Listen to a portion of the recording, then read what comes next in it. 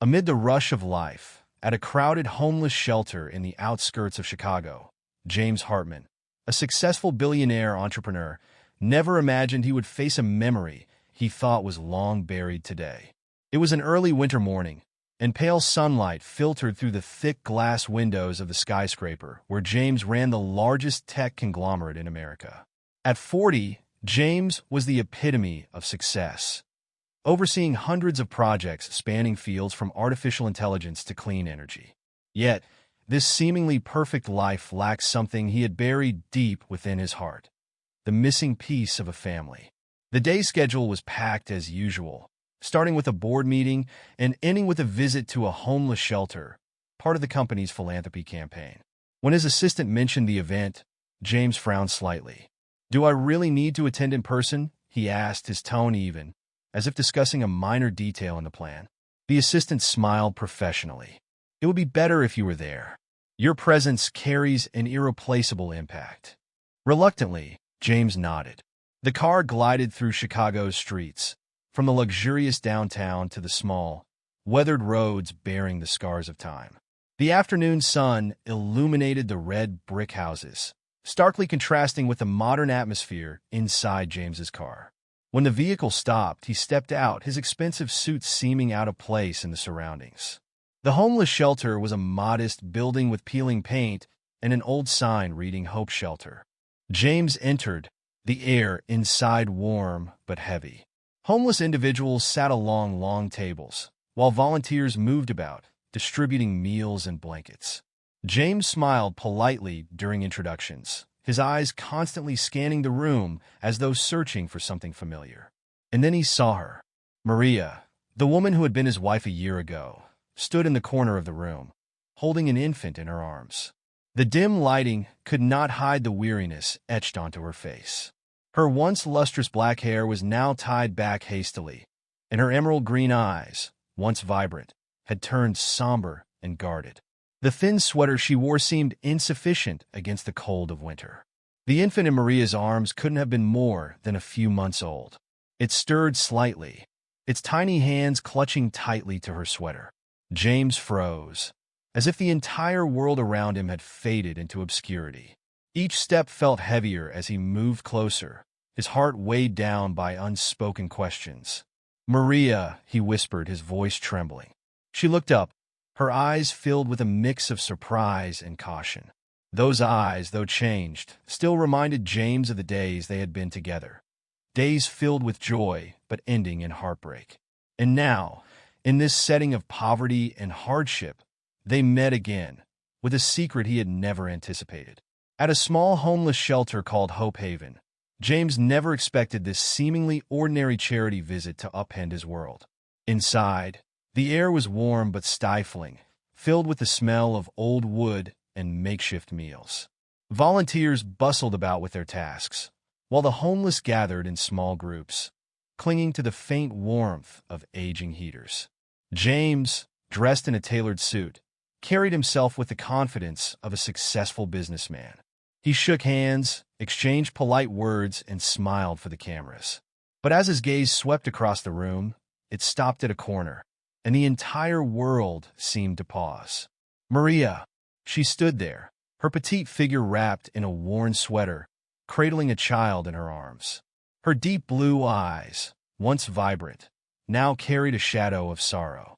Her black hair was hastily tied back, and the child in her arms stirred gently, its tiny hands clutching her sweater as Maria murmured softly to it. James's heart tightened, a storm of emotions suddenly crashing over him. Who was that child? Why was Maria here? He couldn't stop the questions that raced through his mind, but none of them had answers. Memories of their time together flooded back. Maria, once his beloved wife, laughing in a sunlit cafe, accusing him of being consumed by work during their arguments, and finally, the painful goodbye when she told him she couldn't live in the shadow of his ambition anymore. Maria looked up, and their eyes met. Surprise flickered in her gaze, but it disappeared just as quickly, replaced by calm indifference. She nodded briefly in acknowledgement, but didn't smile or approach. Instead, she turned her attention back to the child, as if James was nothing more than a distant memory. A tug on his sleeve brought James back to the present. "Mr. Hartman, the reporters are waiting," his assistant reminded him. James nodded, his steps heavy, allowing himself to be guided away. Yet his thoughts lingered on Maria. That evening, the image of Maria and the child haunted James. Returning to his modern penthouse, once a source of pride, he now found it suffocating. He poured a glass of whiskey and approached the desk where an old photo album lay quietly. He hadn't opened it in years, but tonight he couldn't resist. The photographs told a story that now felt like it belonged to someone else. There was Maria, laughing under the sunlight, her eyes sparkling with happiness. Another photo showed their wedding day, her gaze filled with hope and love. But now, those memories only deepened his ache. "Where did we go wrong?" he whispered into the empty room. The next morning, James decided to return to the shelter. There were no cameras, no polished speeches. He needed answers. He had to know why Maria was there and who the child was. The Hope Haven shelter was quieter in the morning, but still busy. Volunteers prepared meals, and old wooden tables were neatly arranged. James stepped inside, his eyes scanning the room. And then he saw her again, standing in the same corner, the child still in her arms. This time, James didn't linger from afar. He walked toward her, his heart pounding, the questions too heavy to bear any longer. He needed the truth, no matter how painful it might be. As James approached, Maria noticed him. Her body tensed, and she shifted the child in her arms protectively. Her eyes met his again, this time with a guarded curiosity that seemed to say, "Why are you here?" James stopped a few feet away, his voice soft but firm. "Maria." She didn't reply immediately, her gaze flicking briefly to the child, and then back to him. "James," she finally said, her tone cool and measured. The silence between them was heavy, filled with unspoken words and memories. James's eyes dropped to the baby, who let out a small whimper and clung tighter to Maria's sweater. He took a deep breath, his chest tightening with emotions he hadn't felt in years. "Is that your child?" The words escaped his lips before he could stop them. Maria's expression hardened. She glanced around, aware of the curious eyes of volunteers and shelter residents nearby. "Let's not do this here," she said quietly, her voice tinged with weariness. Without waiting for a response, she turned and walked toward a quieter corner of the room. James hesitated for a moment before following her. They stopped by a window where faint sunlight struggled to pierce through the gray winter sky. Maria adjusted the baby, who had begun to settle, and looked up at James. "What do you want, James?" she asked, her voice carrying both exhaustion and a flicker of defiance. "I want answers," he said simply, his voice laced with a mix of determination and vulnerability. "Why are you here? What happened to you after everything ended?" And his eyes dropped again to the child. "Is she mine?" Maria's lips pressed into a thin line, her expression unreadable. For a long moment, she said nothing, as if weighing her words carefully. The baby stirred in her arms, and Maria gently rocked her, a maternal instinct that didn't go unnoticed by James. "No," she finally said, her voice steady. "She's not yours." The relief that James expected didn't come. Instead, her words left a hollow ache in his chest. He nodded slowly, not entirely convinced. "Then who? Does it matter?" Maria cut him off, her voice sharper now. "What matters is that I'm doing what I can for her. This isn't about you, James. It never was." Her words stung, but James couldn't back down. "I'm not here to make this about me. I need to understand. Why are you here, Maria? You shouldn't be in a place like this." Maria let out a bitter laugh, her eyes glinting with frustration. "Not everyone gets to live in a penthouse and sip whiskey while the world falls apart, James. Life didn't exactly go as planned after our divorce." James's shoulders slumped slightly. He had always assumed Maria had moved on, found happiness or stability. Seeing her here, in a homeless shelter, was a stark contradiction to the image he had built in his mind. "What happened?" he asked softly. Maria hesitated, then sighed. "It's a long story. After the divorce, I tried to make things work. Got a job, rented a small apartment. But then life happened, layoffs, medical bills. And then came her. She looked down at the baby with a soft smile that contrasted the hardness in her tone. She's the best thing that ever happened to me, but she came at a cost. James felt a pang of guilt and regret twist in his chest. He wanted to say something, anything, to fix the situation, but the words wouldn't come. Instead, he looked at Maria, truly looked at her, and realized how much strength it must have taken for her to keep going. "I want to help," he said after a moment, his voice steady. "Whatever you need, for her, for you, I'll make it happen."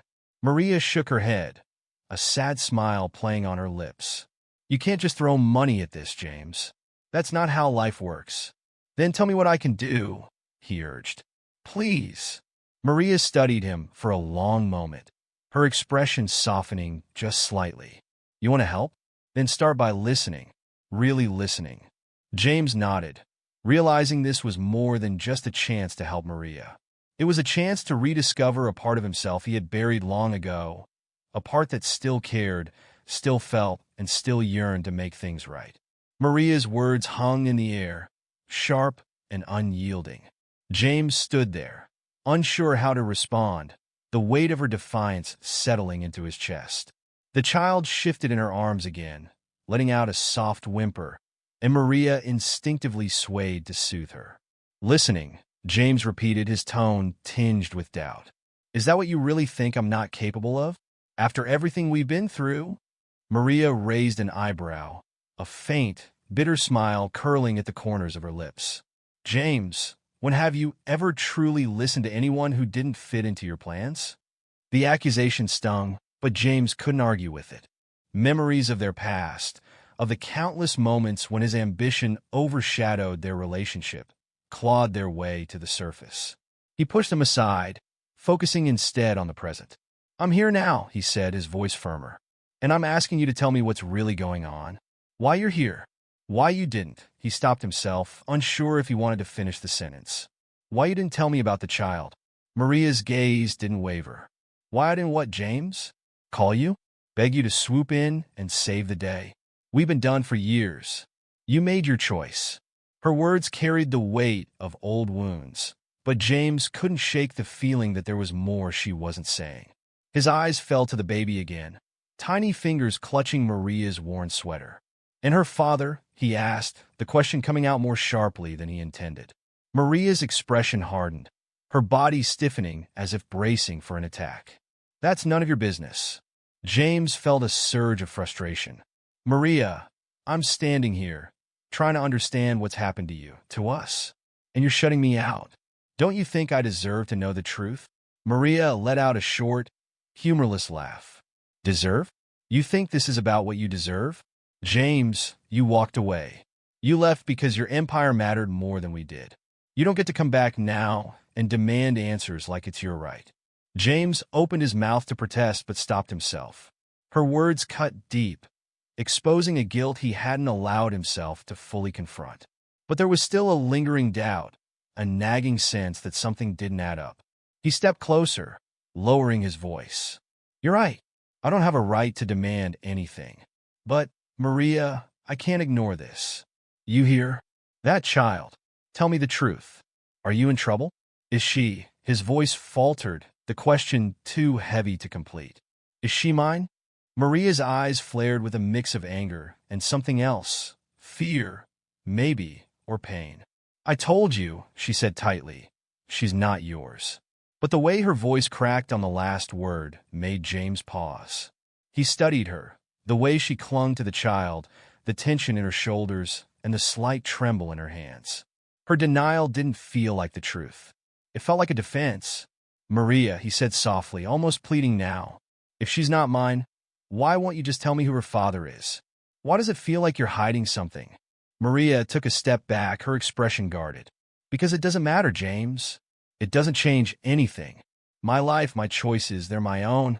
You don't get to come in here and unravel it all because you're suddenly curious." "It's not just curiosity," James insisted.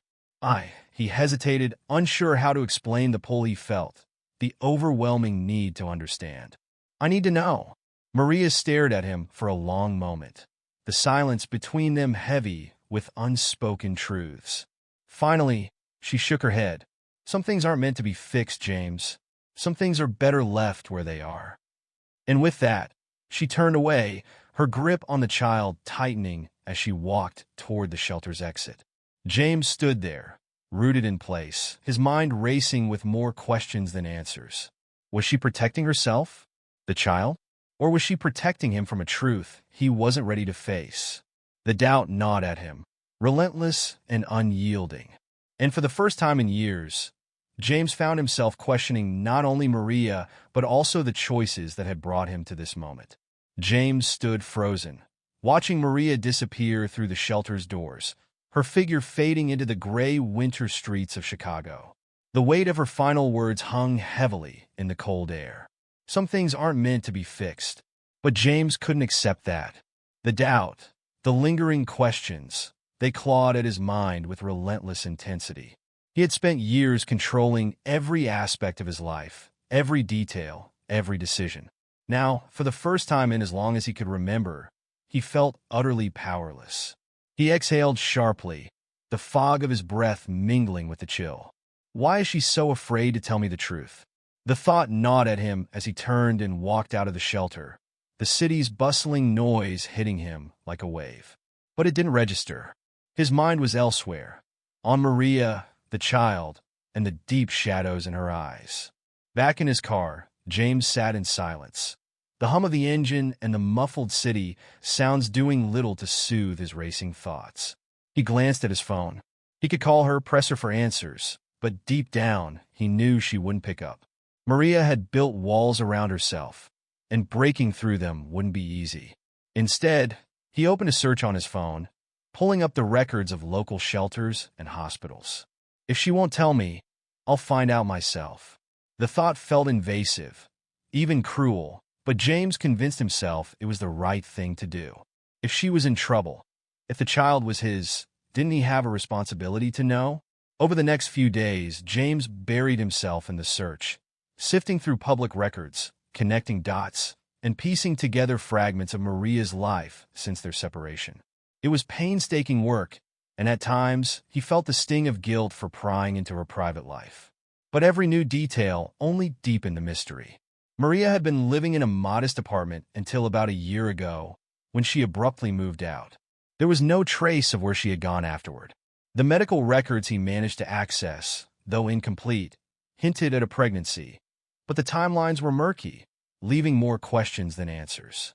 One detail stood out, though: a charity-run clinic where Maria had received care several months ago. It was in a rough part of town, far from the world of wealth and influence James inhabited. The thought of Maria struggling alone in such a place sent a pang of guilt through him. Why didn't she reach out? Finally, James decided to visit the clinic himself. It was a small, unassuming building tucked between aging brick storefronts, the kind of place easily overlooked. Inside, the waiting room was sparse but clean, with faded posters on the walls and a handful of patients sitting quietly. He approached the front desk, where a weary but kind-looking receptionist greeted him. "Can I help you?" she asked, her tone polite but guarded. "Yes," James began, hesitating slightly. "I'm looking for information about a patient. Her name is Maria, and she—" "I'm sorry," the receptionist interrupted, shaking her head. "We can't share information about patients without their consent." James sighed, half expecting the response. "I understand, but it's important. She's someone I care about. I just want to know if she's okay." The receptionist studied him for a moment, her expression softening slightly. "I can't tell you anything specific," she said carefully, "but Maria has been through a lot. She's strong, though, fiercely independent." James nodded, his chest tightening. "And the baby?" he asked, his voice barely above a whisper. The receptionist hesitated, her eyes flickering with something James couldn't quite read. "She's doing well," she said finally. "Maria loves her more than anything in the world." James thanked her and left, his mind more conflicted than ever. The visit had only deepened his conviction that Maria was hiding something. But what? And why? That night, as he stared out the window of his penthouse, the city lights below twinkling like stars, James made a decision. He couldn't let this go. He had to see Maria again, to press her for the truth.